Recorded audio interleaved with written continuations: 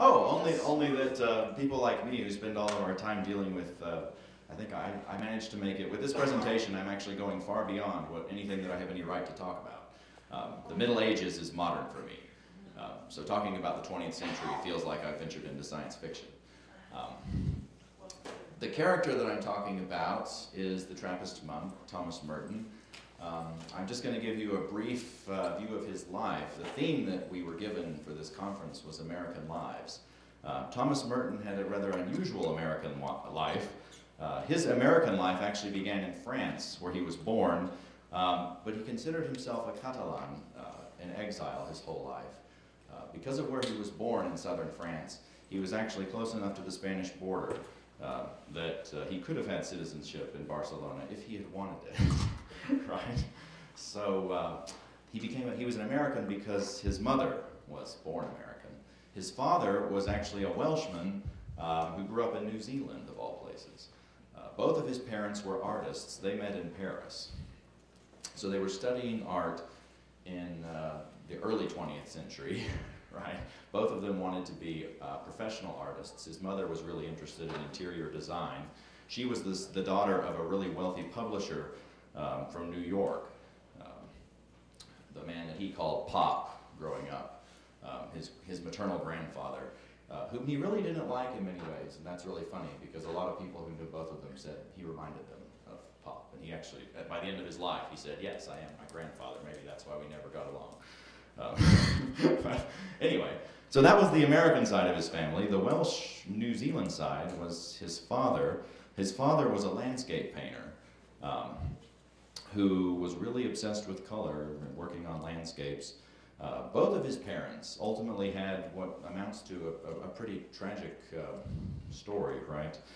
His mother died shortly after the birth of his little brother, John Paul. By that time, they were already living in America. Living in France didn't work out for them. He was born in 1915, by the way, so he was born right in World War I, essentially. Being an artist in the middle of France, as it's being pulverized by the Kaiser's Germany, ultimately didn't work for his family, and they wound up moving to the Americas, where, with Thomas Merton's mother's father's fortune, they were able to have a place to live, right?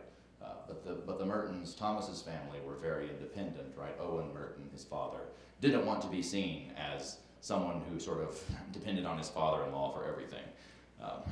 So he actually spent a lot of the family's own money that he was able to make by doing things like playing in a church. He played piano for the local church. That was a Presbyterian church, not a Catholic church, which you may notice there's a story arc here where Thomas Merton becomes a Catholic. Right? He grew up as a Protestant, a kind of American Protestant in the beginning. That's what his grandparents were. His mother died while they were living there. She died of, I believe it was cancer. And after her death, her husband was free to move again. And he immediately went off to Bermuda, took Thomas with him. He was by now a boy like 10 years old. He went to Bermuda. He had great memories of playing on the beach there with a lot of people. And that began a really itinerant life. After Bermuda, his father took him, all the while his little brother was still living with the grandparents in New York, right? Thomas and his father moved to France again, where he went to school. That's where he sort of began, and also encountered Catholicism. He wasn't a Catholic, though, and his father never converted to Catholicism. So they lived in France. Eventually, they moved to England, right, when he was older.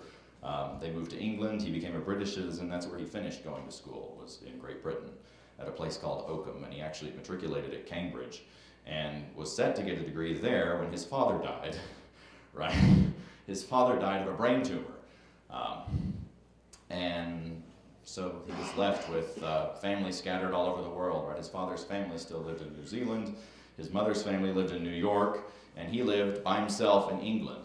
And I think if you look at his life, right, the early part of his life in many ways is him asking himself, who am I, right? This is about American lives. He's an American. He's also a Catalan. He's also French in some sense, right? He spent years in a lycée. He's also English. he's also, well, he doesn't know what he is, right? So how does he figure this out? Well, he tried to figure it out by becoming a novelist. And this habit started really early. He actually, his original work was not a novel, but a series of journals that he kept obsessively. He inherited that trait from his mother. His first memory of her was her writing down everything that he did as a little kid. So he kept that. And it was sort of his thing that he always did, was write everything down. And he would make obsessive lists. He also really enjoyed reading authors, including some of those we've talked about today. It was interesting that we would have a presentation on William Faulkner, who was one of his early influences. He read a whole lot of Faulkner. Not necessarily when he was going to Cambridge, but later. Right. When he was in Cambridge, he encountered James Joyce and read that to death, trying to see himself, right, in the novel, see if it made any sense, if you like. And he was never really able to do this very successfully. He also wrote poetry. He would say he wrote very bad poetry and worse novels, but he was committed to doing it. So it was something that he did, not because he necessarily thought that each effort had to be successful, but because he felt compelled to do it. Anyway, Cambridge did not work out for him for any number of reasons. He would say that he partied too hard as a student and didn't apply himself well. There were probably some other problems as well, but the end result was that his guardian in England, right, the man who helped him there after his father died, decided he should go to America and start over. So he did. He went to Columbia in New York and finished his degree there. When he finished his degree, he actually became interested in doing graduate work in English and wrote a thesis that he ended up writing. He toyed with writing about various different authors, but he ultimately picked William Blake and wrote his thesis on William Blake, who became an important influence for the rest of his life, someone that he always read and quoted and thought of as being important in a way, which is very interesting to me because, again, coming here, one of the first people I encounter is Alex and William Blake. Which I think is significant. There are a few people in the world, it seems, whose lives sort of intertwine in ways that I would never predict. If you put me back where I like to live, say, ancient Rome or whatever, and you ask me what the future is going to be, first I say, well, we're not all going to become Christian, obviously, and that happens. We all become Christians. And then someone like William Blake exists, and so we're all going to become nature poets or whatever. People like Thomas Merton are going to be Christian and be obsessed with nature, with getting back to the landscape, with finding God in every flower. What does that even mean? Right? That's not something you would predict, and yet here it is. Merton was very fond of finding stuff like this. For him, I think this is what writing was noticing your environment. Getting back to the land is another interesting thing, because if you asked him what the quest for God is, I think that would be a very important part of it for him, would be you have to find where you are, see where you are first, and then start looking for God there. And in his early life, you can kind of see him struggling. He has a huge published oeuvre. It's too big. It's so big that it's like Arnold Freeberg. If I tried to tell you everything that he did, we would be here all day, and I still wouldn't finish, right? But the most significant thing, right, the thing that everyone knows him for, is his autobiography, right? He struggled forever to write that novel, and that never happened. Instead, he gave it all up, right? He did two things that were kind of crazy. First, he went to grad school, which you should never do unless you want to go crazy. In his case, he said he was already crazy, so it worked.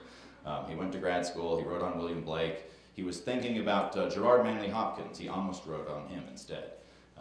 And while thinking about him, if any of you don't know, he was a Jesuit. He realized that he could believe in God, which he didn't know. Again, when he first showed up at Columbia, he thought he was a communist. He actually went to a lot of communist meetings, demonstrated in the street, and got beat up in some riots. Again, he would say it was all done, right? He was young and he fell in love with the idea of, I don't know, doing something important. Kind of like being a novelist. He didn't know what it was, he just knew it was somehow important. So he thought of himself as an atheist communist, but then he ran into this Jesuit poetry, and he thought it was really good poetry, and he wondered, well, how did this man arrive in a place where he could write such good poetry? Oh, he was a Jesuit. What did he do? Well, he studied medieval theology. What in the heck is that? So he went off and read some medieval theology and wound up bumping into St. Thomas. And he said that his first introduction to St. Thomas was a Frenchman by the name of Etienne Gilson, and he was not really happy to find him at all because he saw the book, right, that Gilson wrote, which was discussing, right, the Thomas theology. And there was the Nihil obstat, right, the little stamp that says, you know, this book has been censored by Catholic censors, and they said, it's okay, you can write this book, right? And he said, oh, that made him really mad because he was against censorship in all of its forms, which is very funny since he spent the rest of his life essentially arguing with censors. Notably himself, he was his own biggest censor. That's perhaps the funniest thing about all this. Anyway, why do I say all of this? Well, because when he finally did write something that people actually wanted to read, and by people I mean not his family, it was an autobiography, and it was an autobiography discussing not just the fact that he became a Catholic, that was one thing he did, but he became a Catholic and he entered an order. Many of you have probably heard of the Benedictines.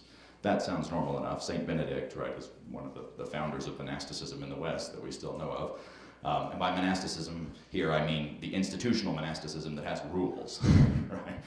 So in the East, they had monastics for a really long time, and they still do. And a lot of the original Eastern monks don't really have rules so much. It's more like suggestions, right? You're supposed to go off into the woods by yourself, go off into the wilderness by yourself, like, say, Jesus in the New Testament, and discover God there yourself, and then you'll come back and have that. Whereas Benedict says many people go off into the wilderness, and not all of them are like Jesus or St. John, or a lot of them just go crazy and become bandits. Right? So how do you solve that problem? Well, you make a bunch of rules for bandits who want to be monks. You tell them, this is how you can be a monk, controlling your banditry. You won't become thugs. Right, don't have a beard, no getting married, no doing any of this other stuff. I said drink a lot of beer. Oh, yeah.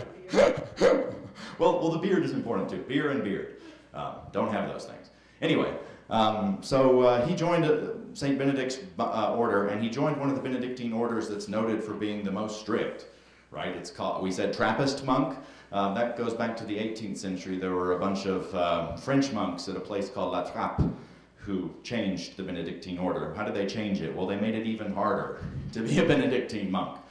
They took the rule of Benedict and they essentially pulled a Pharisaical number on it. They said, well, Benedict said, don't say anything when you don't need to talk. We say, use your hands, right? So I could have given this talk by using, if I were more fluent in Benedictine hand gestures, I could just stand up here.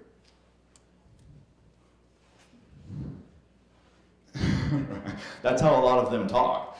And apparently they were very good at talking. Thomas Merton was so good that people used to get kind of upset with him because he would go into the cloister and make jokes in sign language. Some people loved that, some people thought it was dumb. Anyway, so he joined the Trappists, right? And most of his friends thought this was a horrible idea. Why would an artist who wants to write go join the Trappist monks, right? He already had a publisher who wanted him to write things, right? Someone that he met in New York. Her name was Naomi Burton, and she really liked him and thought, this guy's going to be a good writer at some point. Then he goes and joins a monastery. Right? He goes and joins a monastery, and he assumed that he would be done writing, right? He thought of writing as sinful at this point. But his abbot actually said, no, it's part of your vocation, it's part of your calling. You need to write, we have a strict